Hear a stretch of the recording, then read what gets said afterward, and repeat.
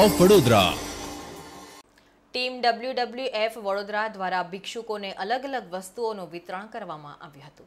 Team WWF વડોદરાના દેશને ગર્વ કરાવતો સેવાનો પહેલા ચરણ, જેમાં મુસલમાન સગીર છોકરા અરહમ મેમન નો 3જો જન્મદિવસના ઉપલક્ષ્યમાં ઉજવણી કરવામાં આવી હતી. રામેશ્વરમ સાઈનાથ મંદિર ખાતે આ ઉજવણી કરવામાં આવી હતી.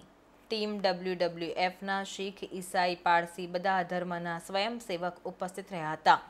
સેવા હેતુ બાળકો અને ભિક્ષુકોને કેક, ચોકલેટ, પફ, દાળ, શાક, કોલ્ડ્રિંકની સાથે બાળકોને ચપ્પલનું વિતરણ કરવામાં આવ્યું હતું.